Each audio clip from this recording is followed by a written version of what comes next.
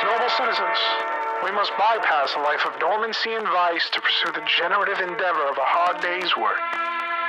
The benefits of these pursuits are not secured by chance or charity, but through the merit of your character and the firmness of your convictions. It is you who are planting the seeds of trees whose shade you know you shall never see. All right, what's up? We're in. We're stealing time because there's my dog. Right now, I mean, I came back with 3. Dude, we're trying to. All of a sudden, they're wanting to do this. My in-laws want to do a deck, like build a bunch of pavers in, and then they're like, "Oh, we need to rent an excavator for this." And I'm like, "What the f-? At your home?" No. Yeah, and I'm like, wow. Well, I don't know. So they're up. They want to do a deck. Build pavers in. I mean, this isn't great content, but I'm basically they're off talking to Home Depot about renting an excavator the day before Christmas Eve, which just seems nuts.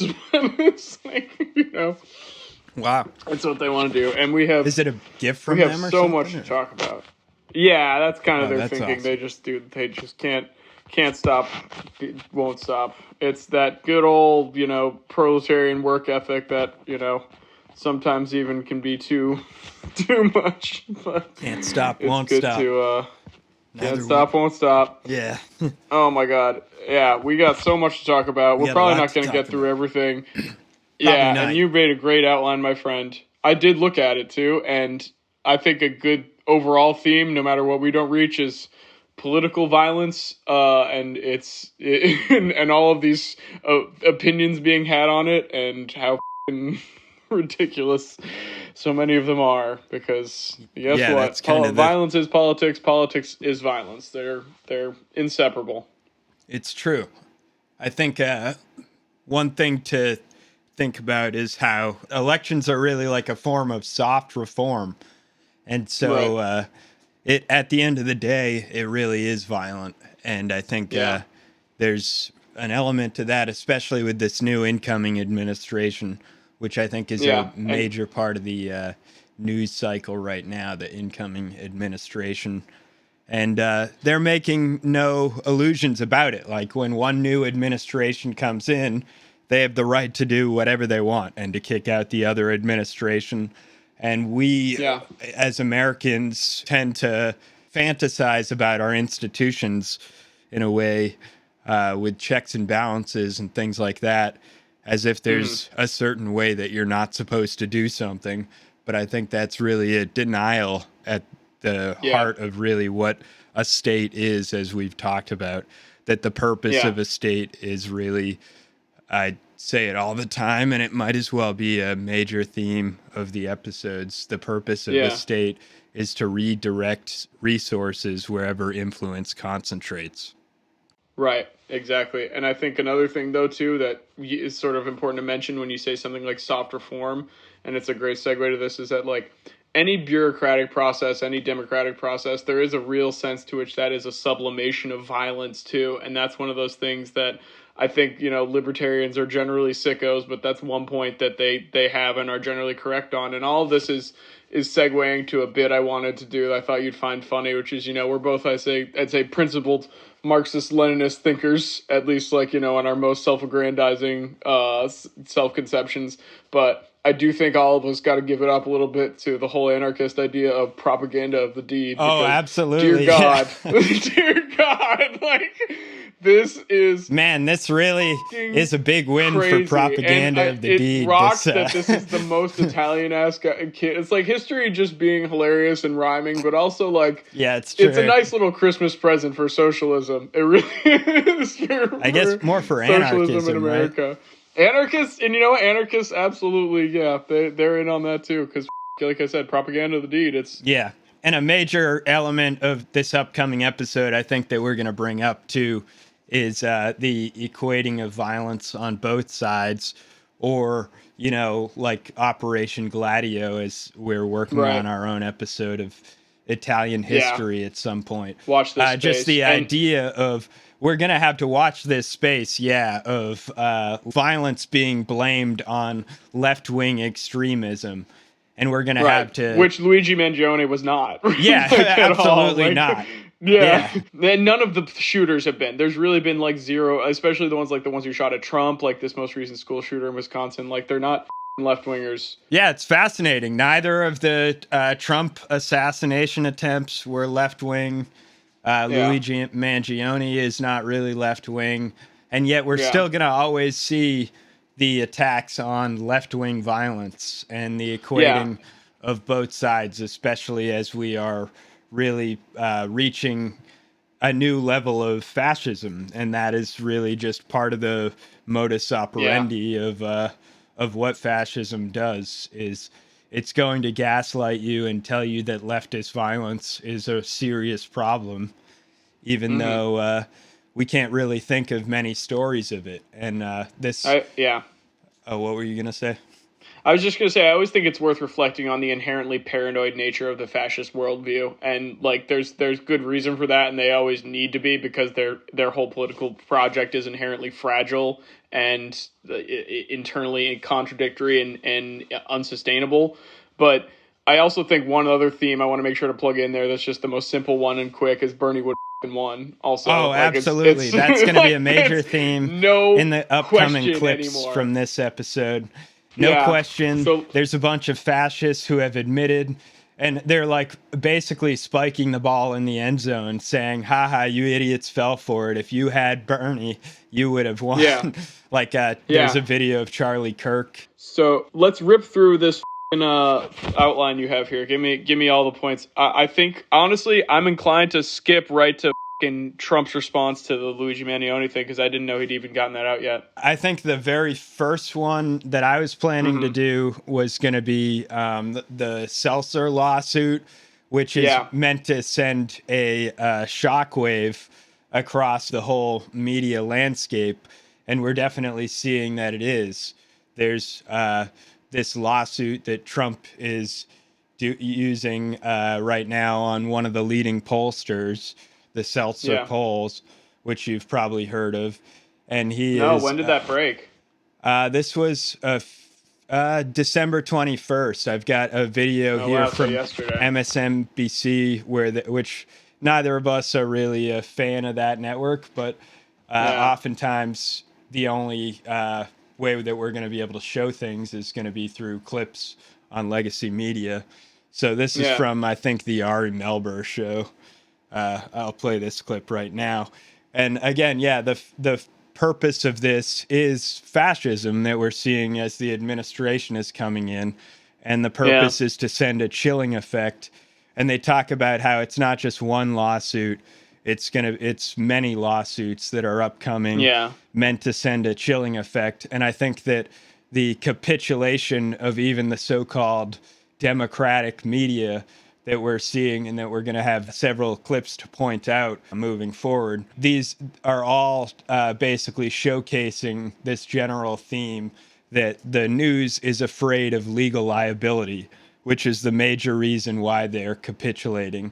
And this is a pattern that I want to talk about that is just inherent to privately owned media.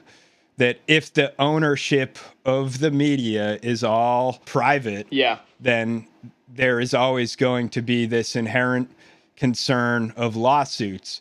Now, we had previously lived through an era where the Supreme Court was going to rule in favor of truth in journalism still.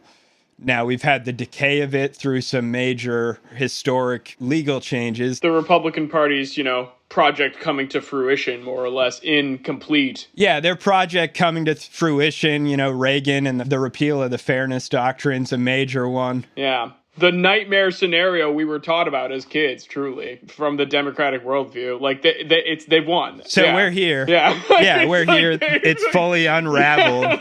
And what we have is fascist news that the truth is literally illegal, and that is the concern. So the major news networks are now, just like they did prior to the rise of fascism in Germany and Italy in the 20th century, the news capitulates, and especially the for-profit news. In the wake of the Great Recession, there was a massive rise in the price of ink and paper. Yeah. And therefore, most socialist news and news that had actual journalists who were going out on the ground, they lost all their funding. They were running on razor thin margins. And ultimately, we saw it in 2018 or around then, the Wall Street Journal during Trump's administration had said, "Democracy dies in darkness," was a famous quote that the so-called liberal media said. And it's kind of echoing the past that it doesn't really work that way. Democracy actually seems to die with bright lights shining all the time. Like democracy can die in a very well illuminated space, actually. Yeah, democracy dies in a very well illuminated space while we're all watching it happen. And really, the issue is the for-profit structure of media, that as soon as the top courts rule that the truth is illegal, we're going to continue to see mainstream for-profit news capitulate to Donald Trump and to fascism. Yeah. And that's why this administration is going to be different than Trump's first term due to the legal change. I think that's very true and very concerning. Yeah. And I think the changing legal landscape, that it's solidified now that it's Trump's legal system, and the news has to work around that instead of Trump being an outsider to a legal system in the first term. Yeah, they just got cucked incredibly hard, and to a degree it is a real breakdown of the consent manufacturing machinery of the United States, which is like that. There's unequivocal goods to be found in that, but it is like a very frightening moment considering that like they are unchained and unbound and ready to break whatever doors they need to like, I mean, I also want to move on to, I mean, it's just breakdown of rule of law. Yeah, it's a breakdown of the liberal institutions, the rule of law. Like complete and total breakdown of the liberal institutions. And I think that we can honestly jump through, I think you kind of covered the first idea three. Of the free speech. The lawsuit, Seltzer I would like to show this clip. Yeah, go for it. All right. Okay. What's your, the Seltzer lawsuit feels like one of those sort of like press release dressed up as a lawsuit at one level. At another level, there really has been a worrying trend in the gates opening and judges letting more of these forward. How do you take it?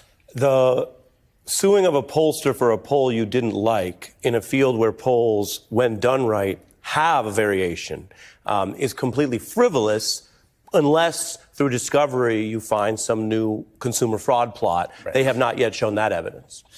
There has been, it's not just Robinson, it's not just Trump. We've seen Elon Musk go after media matters with the lawsuit. And I want to be clear here, like we're a little biased because we're reporters, and I generally think the free press is important, and I think the standard for defamation should be high. Also, there are legitimate instances of defamation, and it's important for people not to be defamed and for us to get it right and do our best to get it right. In general, what do you make of this sort of lawsuit fuselage coming from Trump? Well, one, you're right about the disclosures, so we can be honest with the audience about that. We have an expertise about this as journalists, but we have a view that journalism is a good thing that should flourish and not be stomped out. And you can add to that, I practiced First Amendment law when I used to litigate. So I mean, so they're saying basically there's a whole onslaught of lawsuits coming for different media networks, and they're all well aware of that. And I think that that's really why the tone of media has already changed. And that already leads us into the clip where Trump is bragging. He's taking a victory lap here, that the media is already being nicer to him this time around. So I can play that one right now. Yeah, sure. Yeah, I mean, you saw those disgusting hogs, Mika Brzezinski and what's his name, the other guy who thinks he's the classic like Joseph Democrat used to be Republican kind of guy. That's like just your typical American piece of shit. Going back to like the dough faces of the. It's like you're a modern dough face. Like modern dough face. Yeah, die honestly. Like you're no good.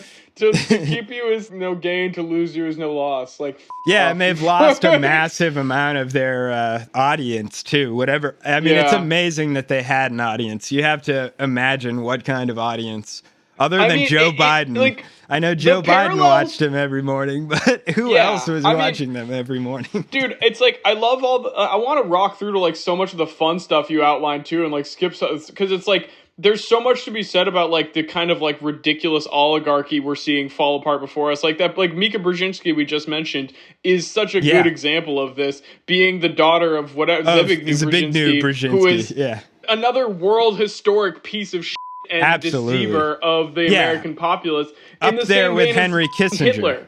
Yeah, up and there there's with always Kissinger, this layer Hitler. to fascism that I was thinking about a lot lately too, where there's this sort of like constant self-deception and scamming of each other that is just an inherent part of it. It's just a key feature. Yeah, and it's always an inherent part of it is always seeking a better deal, which is why so many of the Nazis fled the ship like rats from a sinking ship. And that's what happened. And most of them weren't punished. Most of them found refuge in other places because of their ability to make deals and their cash that they had stashed away in various places. Right. So it's like, to hear these people talk always makes me mad. It reminds me of hearing like Colin Powell on MSNBC the day of January 6th. It's like, it's the same, like, it's the same way in like the French Revolution, where it's like it reaches a point of absurdity, where it's like you look at the practices of these people in their day-to-day lives, and history will vindicate us on this, of like the parallels people keep making to the Gilded Age are so fair and so correct and valid. And I want to get into like the crooked demon rats, because they've been up to, I mean, Joe Biden specifically got up to some wild recently, and I was reading your pardons. Yeah, dude, I was reading your outline and thinking to myself, like, it's insane how much has happened in the last few weeks. About. Yeah. Well, here's the clip of Trump doing the victory lap here. And then we can move forward. I brought some of our compatriots along with us. They're going to do a beautiful job for you for the next 4 years. And it's really been something very special. And I have to say, Time Magazine getting this honor for the second time. I think I like it better this time, actually. But we did a good job. We had a great first term, despite a lot of turmoil caused unnecessarily. But the media's tamed down a little bit. They're liking us much better now, I think. If they don't, we'll have to just take them on again, and we don't want to do that. But I do want to thank Time Magazine. I've been on the cover many times. I don't know who has the record, but I can only probably talk well about 25% of the covers. 25% are great. The others I just sort of hide.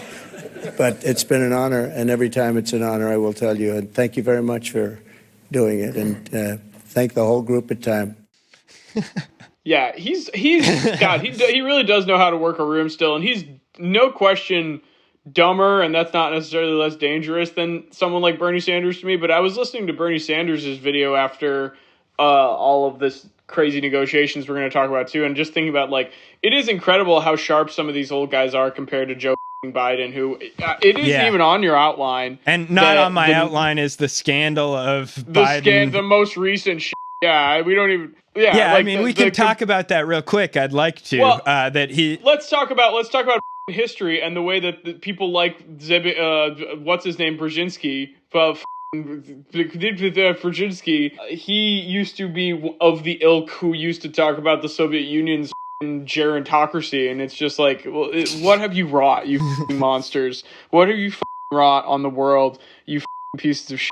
So I guess the main line item we should at least get out there is that Joe Biden did pardon his son, and after promising not to, and the Democrats called to pardon Trump. I didn't even know about this, but it's like, I read that and I was like, I'll show you that video I knew they would the changing tone in liberal media. And also he brought up how the Times has put him on the second time. And if you just compare the two covers, the first one is like ominous with him coming in. Right. And this one is much more happy and putting him in almost like an image of like Abraham Lincoln, like an idol sort of situation. And that shows also the so-called liberal media ownership continuing to capitulate to fascism, as they've done historically over and over again. And there's plenty of evidence about that. Yeah. Abe Lincoln, only cool president. I think that's something. Only cool Republican president. Only cool Republican, only cool president, period, full stop. I mean, FDR is kind of cool. I'll give FDR a few points. FDR's, close. He's got second place, but fighting a war to end race-based chattel slavery, that's pretty based. Based Can we say something for that? Yeah, based Lincoln. That hurts to hear. So play that clip. All right, yeah. So Jamie, here's this guy saying, "Pardon Trump." Do you think that President Biden should pardon Donald Trump? And if so, why? Yes, I do think so. And I think he should pardon all of those people that have been accused and have been targeted so that we can clean the slate. We can have an air of possibilities for the future. If we keep digging at things of the past, I'm not too sure the country will not lose its way. Now, remember, President Trump has been indicted, has been convicted on state crime. Also, please remember that the United States Supreme Court has given him immunity. And so I'm asking people who question my thought on this to explain to me how he would be any more insulated by this pardon. That's incredible. State Representative James Clyburn. I was gonna say that sounded like James Clyburn. That it is piece of shit. Yeah, a good reminder that a person's identity does not precede them from buying into this evil project. This That's piece true. Of shit. What a fascinating way to put it too. That look. We already can't touch him. We might as well just play nice. It's like, might as brother, well just roll over. That is loser talk. You fucking losers. Holy shit, dude. Okay. I know the intruder's in the house, but if we handcuff ourselves to the bed, I think he's really gonna. I'm not. You take whatever you need, sir. We'll get you on the next robbery. Dude, okay. I need to know what Trump breaking his silence on the CEO shooting is too, because I have been I've been in my head what the is he? We're almost there. I know.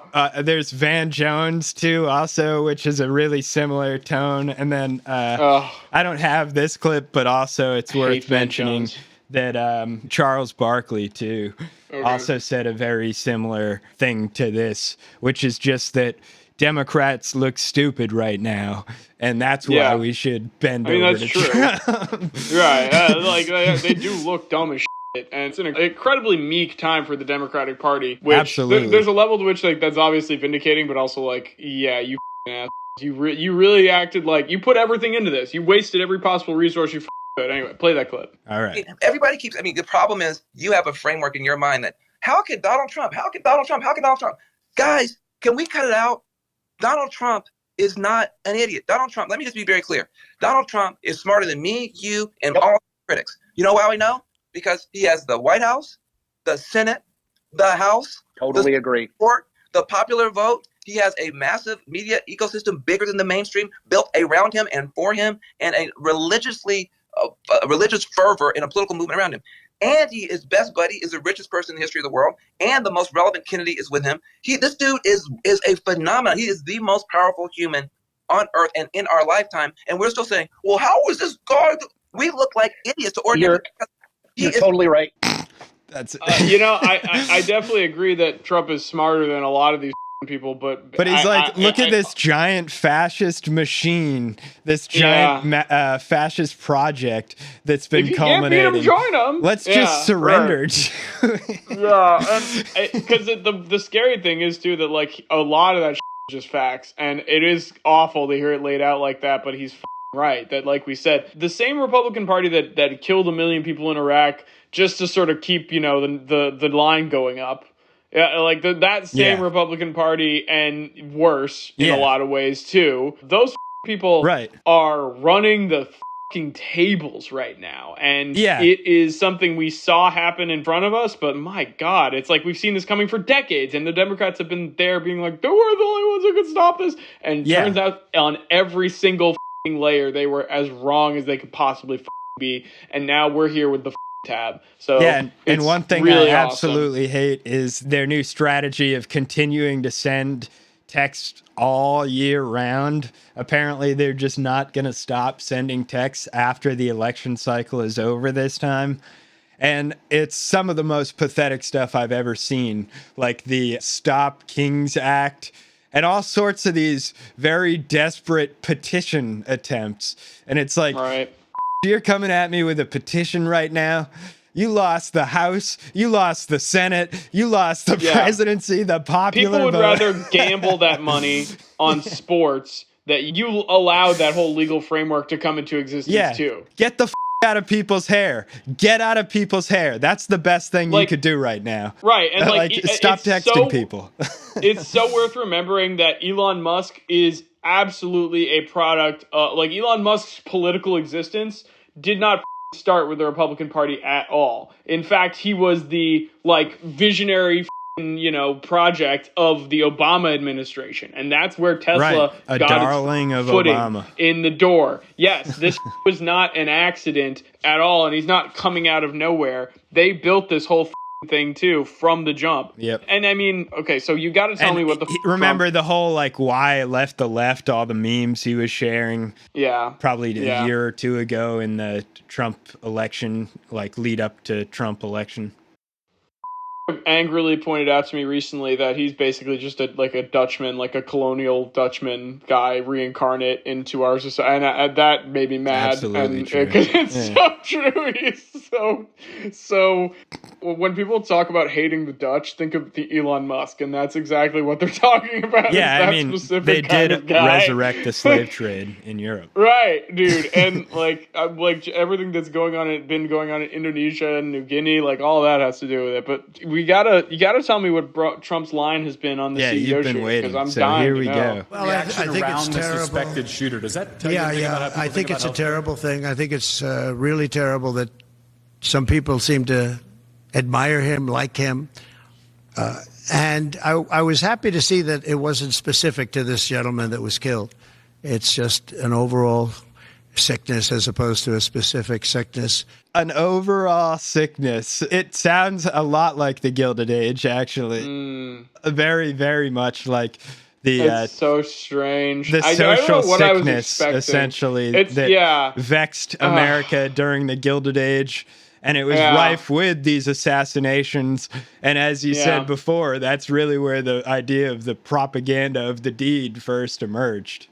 Right. And there is the real sense to which that's a great reminder that Trump isn't, for all the threats he is, I would say Elon Musk is much closer to the Hitlerian figure we're all afraid of in a lot of senses, because of his ambition and shrewdness. And a lot of I thought we were going to be done hearing about that dude after he bought Twitter at a certain point. I was okay, this is such an incredibly bad deal. There's just no way that someone can really leverage this into some better position. And here we are he has accomplished that unequivocally. Yeah. And it's worth mentioning too, I don't think we've brought it up so far, but there's been a bit of investigations now after the election. And it shows, as everyone expected, that he went full force into helping Donald Trump in every way possible on Twitter. Essentially just completely minimizing any type of Kamala endorsement and only promoting the Trump endorsement stuff in a very, very ham-fisted, over-the-top way, just driving the algorithm in a way that has since caught the attention of people who do those sorts of investigations. Yeah, I mean, why wouldn't he? It's of course. And again, it's the reason I say that. And that's why he bought it. Trump, I guess he thinks it was a good business investment, even though he blew up billions of dollars. Yeah, well, and the reason I say that about Trump now, after hearing that line about the CEO shooting, is basically that that's just not. I mean, I feel like a more competent fascist could find a way to leverage that better to their advantage, but that's a very confusing and kind of muddled, which is just how he is sometimes. And I don't at this point, he's not a very competent fascist. He just has a huge group behind him now. Of basically much more competent and ambitious fascists, and that is the is Project just kind of 2025 group. Yeah, is really which running. We're gonna Elon get. Musk. Okay, so the CNN host, is that the guy with like all blonde hair, who, like a bald head, who looks like a thumb kind of thing, that was like mad, like that has like a podcast or something? He's like, when I was talking to people, is that guy? Because I think I might have seen this clip already. Yeah. Guy does look like a thumb. We're skipping this. I don't want to hear this guy again. I've heard this so many times. It's such poison. He demands a monument built in New York City for the slain CEO. Yeah. We can cut this down without airing this piece of voice, which is that like that all the horse shits who are out there equivocating the idea that like this Brian Thompson deserves some sort of extra special treatment for being gunned down like a dog because he was too greedy to be comparable with human life, and he just needs to be, either reforming his ways or eliminated, and someone chose to eliminate him, and that's what it is. But I don't need to be grieving about that until he atones for his crimes or the organization he's a part of is gone from this earth. And he's not equivalent to George Floyd. He's not equivalent to like your grandmother who died because of something that maybe some other company did. But you know what I want to touch on? The number of times in the media that they bring up like the fact that like, oh, Luigi Mangione didn't even have United Healthcare, as if it's some sort of evidence that he's insane. Yeah, it's like a hypocrisy bait. Yeah, they keep walking that out there like it's supposed to have the effect of being like, I mean, don't you see how crazy that is? Yeah, and the same with how he was rich. They bring up that he's from an affluent family. Yeah. Oh, exactly. Right. And it's like, you people have no idea how you really can't tell what this looks like. You really can't see yourselves in a mirror doing this and understand that like this is repulsive morally and so easy. And like, being in I understand like people have jobs and stuff, but like, good God, it's like, how do you get in the position where you're in the mainstream media on TV making an argument like that, and then you go home and it's no wonder these people are so much of it is tone deaf when they don't understand the undeniable, palpable anger over the health insurance industry in this moment that they have to pretend to deny that anger or to delegitimize it. And they're doing, again, all sorts of things to essentially scare people away from having that position. Like the lady in Florida with the last name Boston. Yes. Oh, my God. That's not even on here, too. We got to mention that. On health, or she said to a healthcare provider who denied her coverage, she said something like, you people are next, delayed, denied. She said, you people are deposed. next. Yeah. And she popped off. She popped off. She was upset in a moment where she's being denied life-saving health insurance. I'm sure. Mother of two. Doesn't own a gun. Mother of two. Yep. Got put up on $100,000 bail because of the current climate and the charges they're hitting her for. She could end up with 15 years in prison. 15 years in prison, which is extremely excessive, but they know it's excessive, and it's meant to send a tone of fear, essentially, throughout the culture. Yeah. Dude, it feels like an era of terror. Like, I've never felt more terrorized in my life. I truly never have felt more terrorized. And then I've never seen the dynamic be so at display on the news that the pundits and their comfortability from being separated by typically millions of dollars in terms of their income.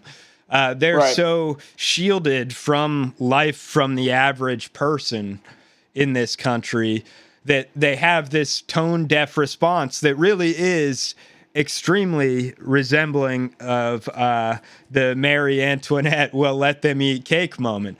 And I think one of the funniest moments we have was on Fox with Laura Ingraham. I think this would be the perfect moment to bring up this video. Right. I want to do the Barry Weiss one too. Yeah. Yeah. I don't know if you saw this one. This just stunning display. No, of I didn't. hypocrisy. I've heard the Barry Weiss one already too. So let's do Laura Ingraham. She's always a hoot. This is crazy.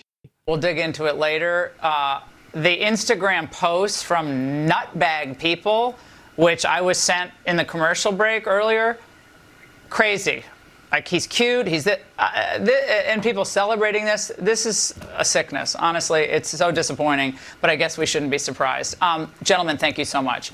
And up next, the other big news out of New York, Daniel Penny. A lot of people think he's a hero. And tonight, he's not guilty. My take next. Dear God. Dear God. That moment went viral. And people are saying, like, the producer must have sabotaged her. Like, there's no possible way that they could have a turnaround that prepared. There is like a whoosh sound effect as she pivots to the next segment, the Daniel Penny segment. Like, those were two prepared segments next to each other. Yeah, and the New York Post had them on the same headline. I mean, it's just the fact that those things are happening at around the same time is and there's like so many other right-wing shooters you can walk out. You can talk about Kyle Rittenhouse. You can talk about Daniel Perry over in Texas.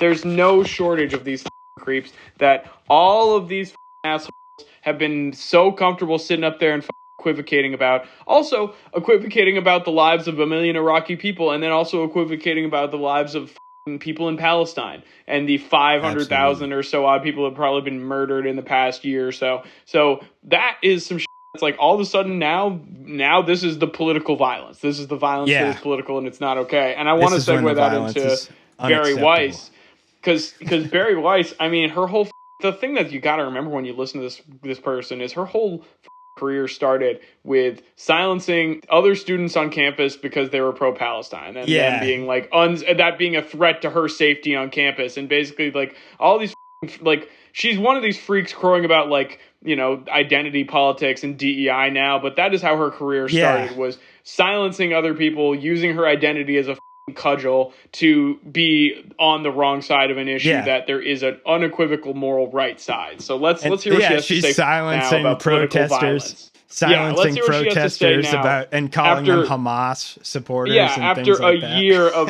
calling protesters Hamas because of their willingness to stand up to what's obviously going on in Israel. So let's hear what she has to say about Luigi, the boy.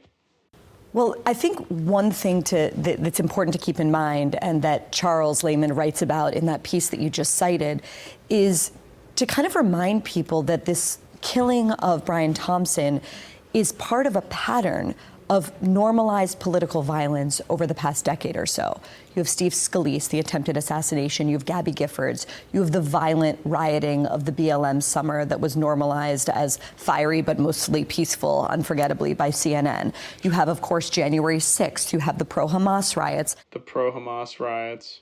The only example she uses is January 6th, and they're all going to be pardoned, as we know, coming into this administration. Unforgettable. Notice how she does not mention a single example of right-wing violence, like you were saying, Kyle Rittenhouse, Daniel Penny, doesn't mention any of those. Perry. The Miami shooter who shot up the gay nightclub. Like, countless examples of these guys with right-wing manifestos saying, I did it because I hate immigrants.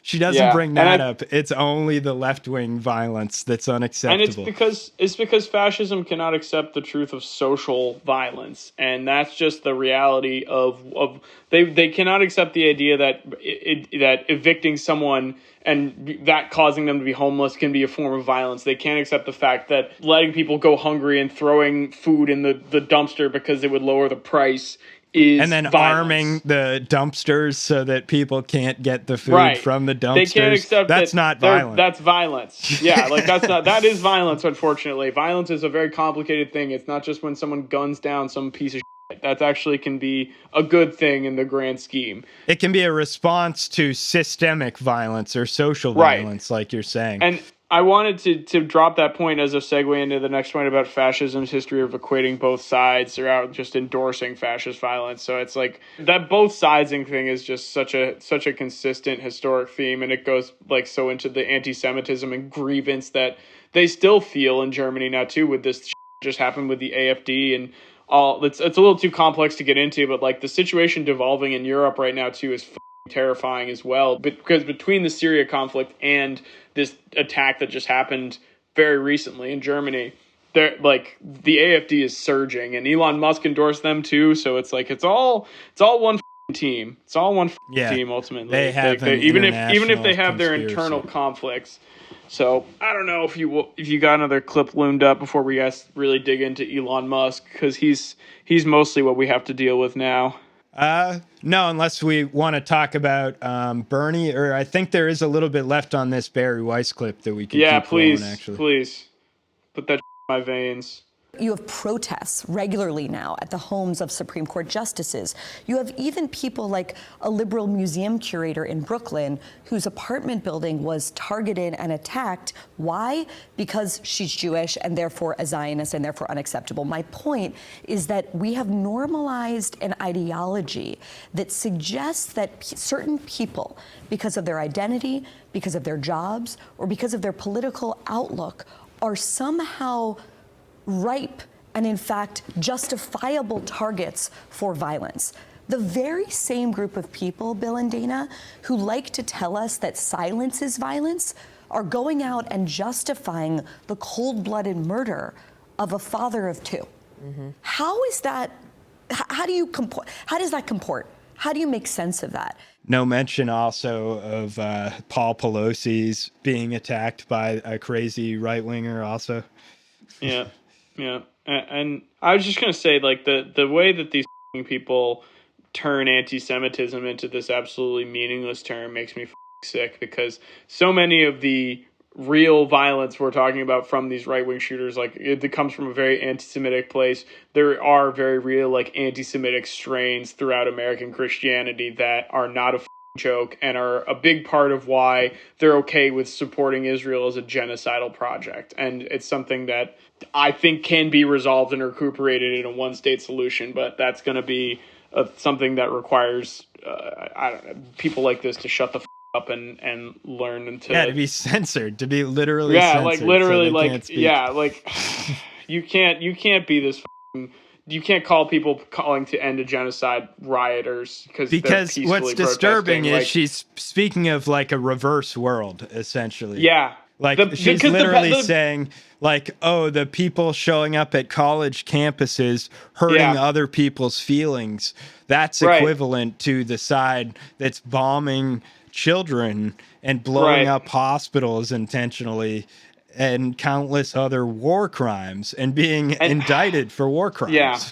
And we're funding all of this directly and they cannot do it without us. And I think it's really got to be said too that like it's kind of a lib point, but in the grand scheme of American campus protests, which do like there is a bit of a, you know, if there's a place where there's any kind of, you know, good protest history in America, it's a double-edged sword. But the protesting we saw throughout the years, and it's still going on, it's not over, but this has been a very tame protest movement in the grand scheme of things.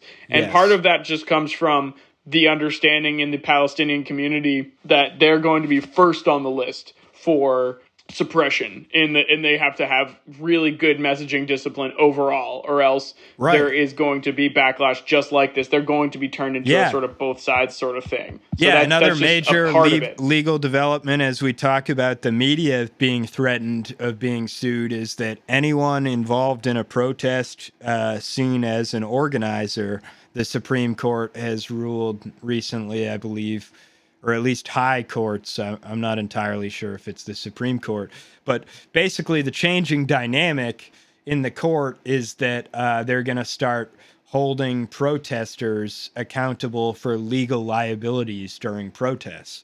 And what does that mean? Well, it could mean even like traffic is late and a TV show doesn't get on the air. Maybe you can sue the protest organization. So that makes people very hesitant, we'll say, to protest. Right. Is that a First Amendment violation? Well, it depends on what the Supreme Court says, right? Yeah.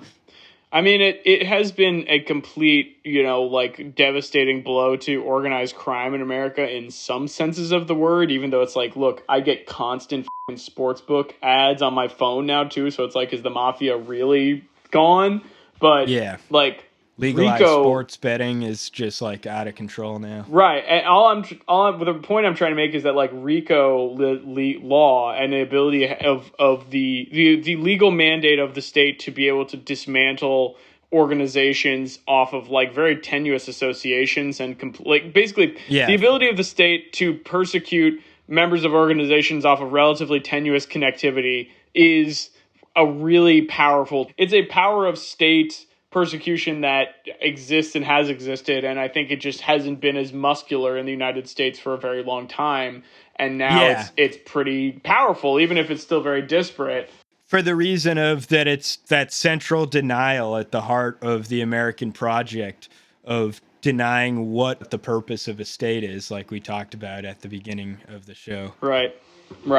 That essentially the power was there the whole time for all the mechanisms of the state, like you said, to crack down with RICO, or for the executive branch to work in tandem with the legislative and judicial branch. And that's what an organized state is going to do in the end once it actually coalesces into its higher stage, whatever that was supposed to be.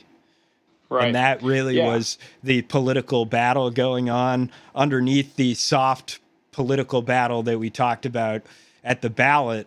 Underneath it, I think, was this really binary choice of what kind of society we're going to be. And the question always came down to socialism or fascism. So the last thing I want to say is, like, I've been thinking a lot about organizational units of reaction and where reaction goes to, like, organize. And the judiciary has always, like, wherever you go in history, the judiciary is just a place where dogma is built and reaction breeds, and is a place where, like, it has an important necessary state utility, but they become very, like, dangerous privileged positions. And I've been thinking about that a lot. And then I've also been thinking about, like, okay, where else does reaction go to breed in the U.S. and, like, organize itself and create power structures? And the world of charity, I realized, is so crucial in that too. The whole 501(c) ecosystem and all, like, the tax-free organizations based around religion and ideology that center their work on charity. But the reality of charitable organizations in America, and this is something I've had a very privileged view on, is that they're more or less there as, like, a fund in which for people to, like, organize around. It's more about the jobs and the people doing the jobs and the galas and the events and all of that kind of stuff than it ever is about the actual work, the charitable work getting done. And that's always true to varying degrees with different charitable organizations. But a huge, huge, huge part of that is just people spending money on nice events and having nice jobs and getting organized on certain issues in particular. And religion connects to this through Christianity and the abortion issues and, like, homeschooling and all of these kind of things that, like, get sold as, you know, ways to help people. But they're different interest groups, essentially, that form. And some of them lobby the government, and some aren't for that purpose of lobbying the government. Some are truly in the private space. But yeah, others, I think the super PAC also kind of evolves from that. It just sort of branches off of how we treat, like, a 501(c)(3) corporation. And it really legally evolved from that, and is this trough where essentially you can put money if you agree on a certain thing. And that thing could just be an agreement on low taxes in general, or it could be support for something like the RNC. Exactly. Yeah, all kinds of ways of basically organizing donor money amongst people who have money to spare. Yeah, and I want to, I mean, we're limited on time, so, I mean, we already said Bernie would have won. I think we can skip all that. I want to hit everything about Elon Musk that's going on recently as much as we can, because that has been insane to watch and think is worth covering. And then if we have time for the opinion poll, we'll get to that. But give me your, I think I know what has happened with this Elon Musk kiboshing this budget deal thing, but I know part of it has to do with his own business interests. But give me your read on the situation. Yeah, I, to be honest, haven't read too much into it, but just hearing the general news cycle, what I've heard is, like you said, that Elon Musk has his own business interests, and people are speculating that it has to do with his interests in China. Essentially, what we're seeing is a conflict of interest forming within within the one party, the Republican Party. I think I've got to go, but we'll sign it off. This is a good roundup on a lot of things. Yeah, and it's more government shutdown bullshit. We've seen it a million times.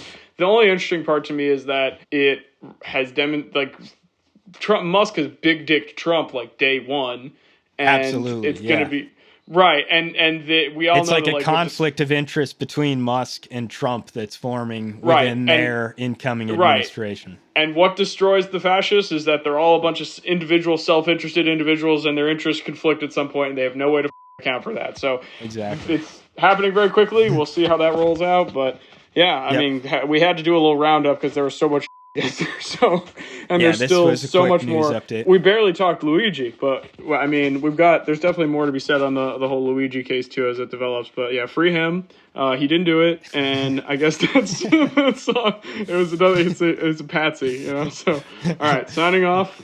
It's a good one, dude. If you're listening, give us money on the Patreon, and you'll get to hear all of our bad takes from the past and then some. So yeah, you have a good evening, my dude. Merry Christmas to everybody, and stay safe. Everyone. Keep the bunker well stocked and warm. We don't highlight the means, so we settle for them greens. Yeah, I'm high like the tree. When I send it to my knees, I don't sway with the breeze. They can't send me to my knees, yeah.